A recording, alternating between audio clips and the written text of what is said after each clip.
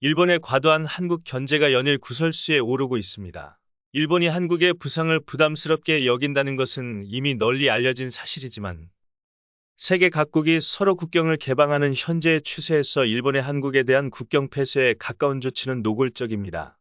일본은 위안부 문제에 군함도 문제로 이어지는 과거사 해결 문제로 한국과 연일 갈등을 빚어왔을 뿐만 아니라 세계적으로 한국의 영토인 것이 명백한 독도 문제에 대한 시비, 그리고 정당한 행위인 일본의 후쿠시마산 물건의 수입 금지에 대한 조치에 WTO에 제소하여 이를 막으려 시도하는 등의 행위를 계속해서 해왔습니다.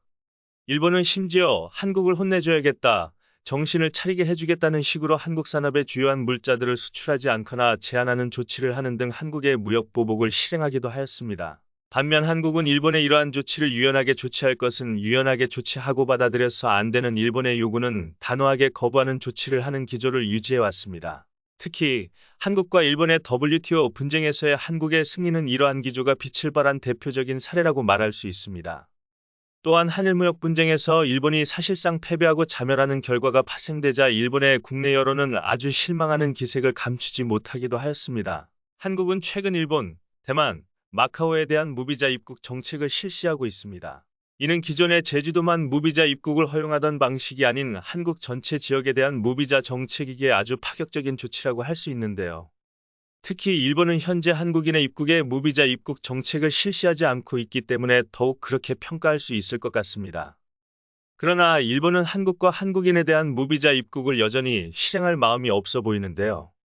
이는 외부인에 대해 적대적인 일본의 문화적인 모습이라고 살펴볼 수도 있겠습니다만 한국에 대한 불편한 마음을 숨기지 못하는 것이라고도 보여집니다. 이와 달리 한국은 일본에 대해 아직 풀지 못한 일들이 많지만 그럼에도 불구하고 관대하게 일본인에 대한 무비자 입국 조치를 실행하고 또 연장했습니다. 이것은 한국이 유연한 사고를 가지고 있는 점도 있겠습니다만 결정적인 요소는 바로 한류가 일본에서 폭발적인 성장을 하고 있기 때문인 점도 꼽을 수 있습니다. 한류를 나타내는 대표적인 사례로 일본 내 유행어를 꼽아볼 수 있습니다. 언어는 일반적으로 사람의 생각을 나타낸다고 합니다. 일본의 젊은이들 사이에서 요즘 유행인 것이 바로 한국어와 일본어를 섞어서 사용하는 것인데요. 가령 진짜 우마이는 한국어의 진짜와 일본어의 맛있다를 나타내는 말인 우마이를 섞어서 쓰는 말입니다. 또한 일본에서는 한국어를 배우고 이를 활용하여 한국에 진출하려는 일본인의 비율이 나날이 높아지고 있으며 아예 한국이 일본을 압도적으로 이겨버리는 영역이 점점 확장되고 있는 추세입니다. 한국이 일본에 대한 무비자를 풀었음에도 불구하고 일본 정부에서는 끝까지 한국에 대한 무비자를 풀려는 시도조차 보이지 않는 것이 한류가 일본의 문화를 모두 삼켜버릴까봐 무서워서 그러는 것이 아니냐는 관측이 나오는 이유입니다. 시청해주셔서 감사합니다.